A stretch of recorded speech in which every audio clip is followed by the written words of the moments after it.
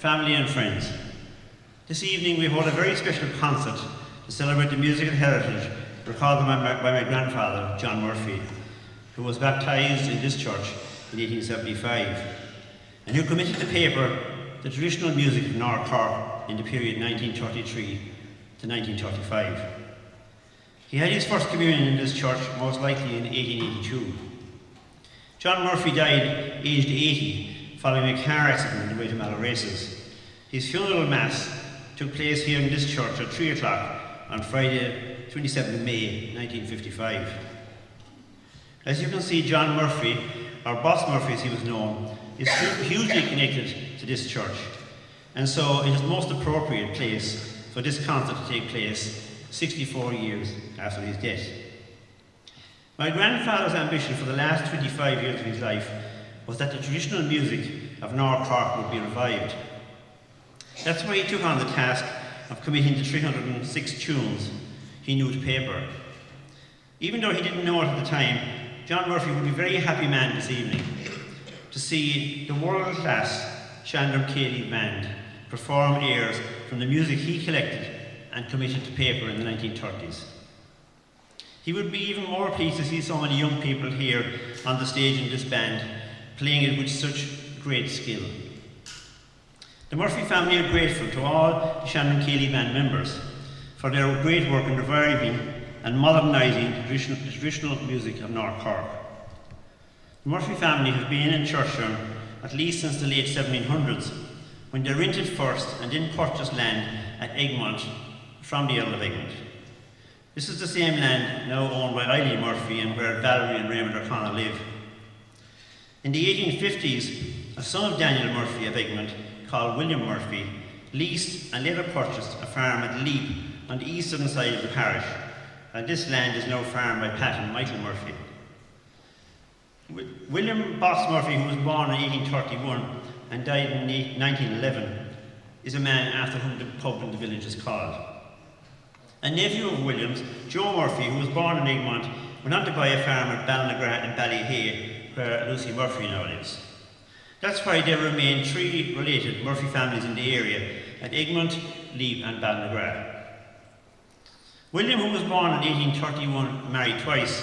His first wife was Margaret Ryan from Ballyhay, and they had three children, Matthew, Daniel and Ellen, who all immigrated to Iowa in the USA in the 1880s. Daniel and Matthew were priests, and Ellen married Dennis DeLay in Castle Grove, Iowa on the 7th of November 1888. My great-grandfather's invitation to this wedding is still in our family. Sometime after his first wife died, William married Margaret Burke from Coolsmatan in Newtown Shandrum. They had 5 children, including my grandfather John, who is the man Shandrum Ceili band are honouring this evening. Both William and his son John were traditional musicians, fiddle players of note in the locality. William would have heavily influenced his son John's music repertoire, and so the musical legacy that John committed to paper in the 1930s is in reality an amalgam of the music played by himself and his father. We have heard from Dr. Colette Maloney from Charleville how she became involved and how the Boss Murphy musical legacy was published in 2003. We are very grateful to Colette for her work in this regard. It is most appropriate that if any Ceili band was to record the music from the Boss Murphy musical legacy, it should have the word Shandrum in its name. After all, John Murphy's mother was from Newtown Shandrum, and indeed my own mother, Laura Hickey, was also from Kilmagora in Newtown. I am proud of both my Churchtown and my Newtown Shandrum connections, and I welcome my Hickey relations here this evening. I also welcome my new son-in-law, Owen McKiernan, who married our daughter Lee last Friday. Owen is himself an accomplished button accordionist, traditional button accordionist. He was a member of the Sean Tracy Ceili band who won an All-Ireland Number 15 in 1997 in the Flagkill and Ballina, and his sister Ruth was also in an Under 15 band that won an All-Ireland in Enniscorthy in 2000. So we have a few All-Ireland winners in our family now. Let me say a few words about the history of this church. Sometime after the Catholic Emancipation Act of 1829, the Catholic congregation in Churchtown acquired this site and built a small thatched chapel. Father David O'Leary who arrived in Churchtown in 1837, was the driving force in the planning and development of the new St. Nicholas's Church. And in this regard, he placed an advertisement in the Cork Examiner on the 15th of March 1858, seeking tenders for the construction of this church. Unfortunately, Father O'Leary died a year later on the 25th of March 1859, and so he never saw work begin. On the 5th of April 1860, he was replaced by Father Toomey. Father Toomey, who is commemorated here on the wall, he put an ad in the Cork Constitution newspaper seeking tenders for the building of our church on the 5th of April 1860. The Cork antiquary John Windle, he was writing in 1851, said that Churchtown is one of the few thatched chapels now in the Diocese of Clyne. It is this reference and a letter from parishioners to the bishop that tell us that people were unhappy with progress on the construction of a new church in this village. But finally, much to the relief of parishioners, St. Nicholas's Church in Churchtown was completed, but not until the end of the decade in 1869. In that year, Father Toomey also oversaw the foundation stone being laid in St. Joseph in Listowel, which is our neighbouring village. The construction and funding to complete two really impressive churches in the 1860s and 70s in Churchtown and Listowel was an incredible achievement, and this fine workmanship involved will be very difficult to replicate today. We should be very appreciative and proud of the clergy and the parishioners who carried out such a massive task 150 years ago in Churchtown and Listowel. I could talk all night about the history of the church and the Murphy family, but you're here to listen to the music. So thank you very much everybody for your attention, and I will now hand you back to Alan.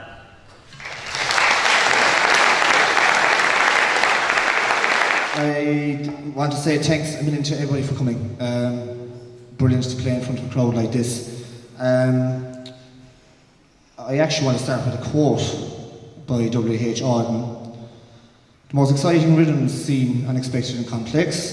The most beautiful melodies seem simple and inevitable. I think the quote, to me, sums up the music within the Bonaparte collection. It was a long journey since Joey contacted me about making a CD about the collection. Receiving a phone call after hearing us on Ceili House playing 3 quadrilles from the Bonaparte collection, and I thought I was in trouble. I was like, oh no, he's going to be looking for royalties now or something like that. But thank God that didn't come about. My father actually bought the book initially in Churchtown, in the shop that was the old shop, and he presented me the book, and the North Cork thing, he said, oh, have a look through that. So as I looked through that book, I realised that my grandaunt Mary Crimmins was mentioned in it, and me with my Churchtown connections, even though I'm a staunch Broderick man. Yeah, it was a shock to say the least. So when I started learning tunes out of the book, I was young at the time. I noticed that a lot of the tunes were very, very different and different tune types, and the book was set aside until the Shandrum recorded their first CD, and that's when Jerry heard us on the radio on RTE playing these quadrilles and me talking a small bit about the Boss Murphy collection. Now, it was only the information that I heard on the book that I was talking about, and I just mentioned it, and he rang me not so long afterwards. So, as I said, it was a long journey. There was an awful lot of work involved. Colette, I can't imagine the work that you had with the manuscripts, because going through 306 tunes and picking 34 tunes out of it was not an easy task. All the tunes in the recording were not picked at random. I basically sat down at home and played through every tune in the collection many times before I made up a rough list. The list I compiled was a narrow window, so based enough I ended up with, it could have been 16 jigs when there was only 2 tracks of jigs that could go on the CD technically. The tune types were ranging from ones that I'd never heard before, a lot of tunes I'd never heard before. But in fairness, Jory was brilliant. I asked Jory what way did he want the tunes presented, what could I do with them, did I just keep them straight to the book, and Jory said, work away. And I was like, thank God, that's making things a bit easier. I was afraid of my life, the answer I was going to get to the other side of the phone, but no, he was good. The only 2 tunes, actually, the only request that Jory had was to include 2 tunes, 2 jigs, the Rakes and the Dromina and the Walls and the Scar. I think you can all agree that the reason why he wanted those on the CD in the first place, and they actually turned out to be one of the favourite tunes of the band to play. Recording the tunes was another story. The tunes were recorded in Milltown, Melby, County Clare. I'd like to thank Martin O'Malley, the sound engineer, for an amazing job he actually did with recording the tunes and mastering the tunes and mixing up.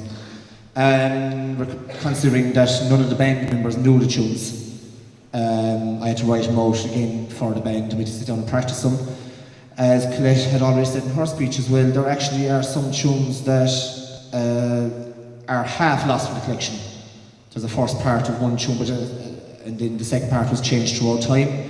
So those tunes kind of presented an awful problem for us, because we actually kind of ended up going back to the usual versions, and then we kind of going, no, that's wrong, we need to keep it to the versions that we had in the book.